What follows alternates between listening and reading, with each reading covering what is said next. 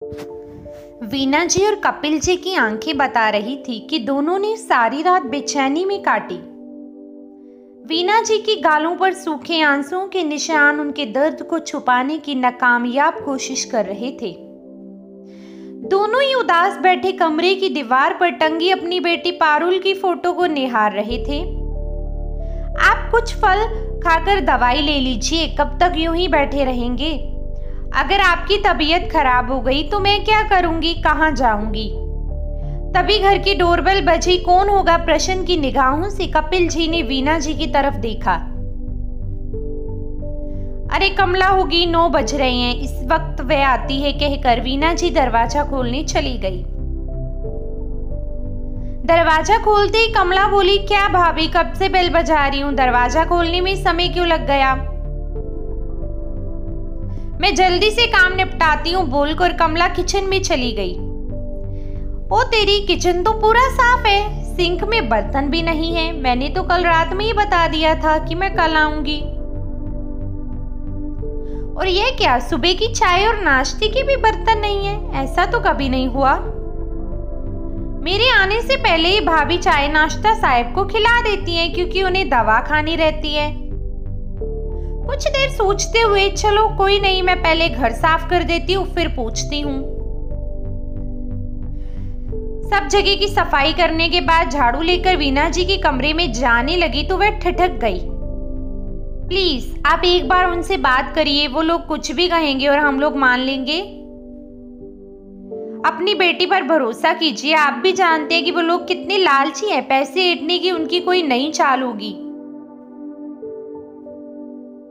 वीना जी कपिल जी को समझा रही थी, जानता हूं, सब समझता हूं, लेकिन तुम ही बताओ हम लोग क्या कर सकते हैं? हम लोगों ने सब देख समझ कर ही शादी की थी, अब उसकी किस्मत ही खराब निकली तो हम लोग क्या कर सकते हैं? और फिर वो लोग चाहते ही क्या है? यही ना कि वो घर का सब काम करे और सबको खुश रखे। लेकिन तुम्हारी बेटी से वो भी नहीं हो रहा, जरा जरा सी बात पर फोन कर देती है। अरे किस पति पत्नी के बीच झगड़े नहीं होते? तभी वीना जी को आभास हुआ कि कमला शायद कमरे के बाहर है। कमला, वीना जी ने आवाज लगाई। जी भाभी, सब सफाई हो गई है, आपके कमरे की बाकी है, कमला ने बाहर से ही कहा। नहीं तू रहने दे, मैं यहाँ का कर लूंगी, वीना जी ने दरवाजे पर आकर कहा और उनकी नजर कमला से मिली। उसकी आंखें नम थी, उन्हें बहुत आश्चर्य हुआ। कमला किचन में जाकर पोहा और चाय बनाने लगी। नाश्ते को ट्रे में रखकर वीना जी के पास गई। भाभी ये पोहा और चाय ले लो, आप दोनों ने कल से कुछ नहीं खाया है। पहले आप लोग नाश्ता कर लो, फिर आपसे कुछ बात करनी है। वीना जी ने प्रश्नवाचक दृष्टि से कमला को देखा तो उसने इशारों से कहा कि पहले नाश्ता कर लो। मैं यही बाहर रूम में इंतजार कर रही हूँ और साहब को भी ले आना। थोड़ी देर बाद वीना जी और कपिल जी बाहर आ गए। कमला ने दोनों को देखते हुए कहा, साहब, भाभी जी, मैं आपसे जो कुछ भी बात करूंगी उसके लिए पहले ही माफी मांग रही हूँ, छोटा मुंह बड़ी बात। कमला, तू ऐसी कौन सी बात करने वाली है जिसके लिए पहले से माफी मांग रही है? साहब, भाभी, मुझे एक बात बताओ, पारुल बेबी आप दोनों की ही बेटी है ना? दिमाग खराब है? ये क्या पूछ रही है? हमारी इकलौती बेटी है, हमारे जिगर का टुकड़ा है और इस घर की जान है। फिर आपने जिगर के टुकड़े को, अपनी जान को खुद ही उन ससुराल रूपी भेड़ियों के आगे नोचने के लिए क्यों छोड़ दिया? वीना जी और कपिल जी उसे आश्चर्य से देखने लगी। शक तो मुझे तभी हो गया था जब पारुल बेबी पिछली बार घर आई थी। मैंने देखा उनकी पीठ और गर्दन पर मार के निशान। मैंने पूछा था, लेकिन बेबी ने कहा कि बाथरूम में फिसल गई थी। आप मुझे एक बात बताओ कि हमारी बेटियां अपने मायके के बाथरूम में क्यों नहीं फिसलती? क्या ससुराल के बाथरूम ज्यादा चिकने होते हैं? और अगर होते हैं तो घर के बाकी लोग क्यों नहीं फिसलते? आपकी बेटी आपके पास 25 साल तक थी तो क्या तब आपको किसी ने कहा कि आपकी बेटी बदतमीज, कामचोर? संस्कारहीन है, नहीं ना? फिर शादी के बाद अचानक आपकी बेटी में सभी बुराइयां कहां से आ गई और कैसे? कभी सोचा आपने? कमला की बातों को सुनकर वीना जी और कपिल जी की आंखें नम हो। कमला की बात अभी चालू थी। पारुल बेबी तो इतनी अच्छी हैं कि वो किसी का दर्द भी नहीं देख सकती। एक बार यहीं पर मैं सब्जी काट रही थी और मेरी उंगली कट गई। उन्होंने देख लिया तो तुरंत मरहम पट्टी लेकर करने लगी और जबरदस्ती पकड़कर ले गई मुझे टेटनस का टीका लगवाने। कोई भी हो, वो सबकी मदद करती थी। आज वो अपनी ही जन्मदाता से मदद की आस लगाए बैठी और आप कह रहे हैं कि उसकी किस्मत का दोष है। साहब, बेबी चाहती तो अपनी मर्जी से शादी कर सकती थी, लेकिन उन्होंने आप पर विश्वास किया, आपके फैसले पर भरोसा किया कि मम्मी पापा उसके लिए हमेशा की तरह बेस्ट करेंगे। लेकिन